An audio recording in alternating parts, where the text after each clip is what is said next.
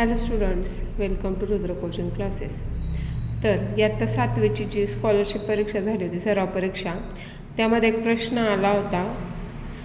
राधिकाने 25,000 रुपये रक्कम 12% दराने 4 वर्षांसाठी बँकेत ठेवली आणि समृद्धीलाही तेवढेच व्याज मिळण्यासाठी 10% दराने 20,000 रुपये किती वर्ष ठेवावे लागतील.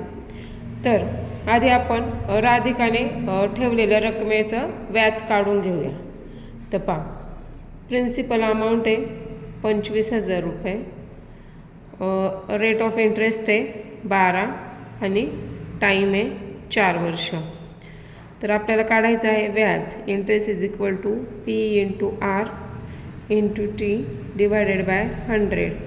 प्रिन्सिपल अमाऊंट आहे 25,000, रेट ऑफ इंटरेस्ट आहे 12 आणि टाईम आहे 4 इयर्स डिवायडेड बाय 100. तर हे 2 झिरो गेले. 254 जा 1000 into 12,000 rupees. Rate of interest किती आला? 12,000 रुपीज. मग आता समृद्धीला हे 12,000 रुपीज व्याज मिळण्यासाठी तिला 20,000 रुपये किती वर्ष ठेवावे लागतील. तर पहा, interest P into R into T divided by 100. तर समृद्धीची प्रिन्सिपल अमाऊंट किती आहे? 20,000. इथे इंटरेस्ट आला आहे आपला 12,000. रेट ऑफ इंटरेस्ट किती आहे समृद्धीचा? 10% आणि आपल्याला टाईम काढायचा आहे divided by 100.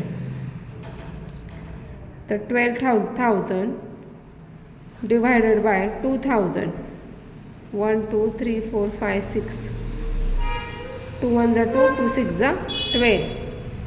Time is equal to 6 years. तर समृद्धीला 20,000 रुपये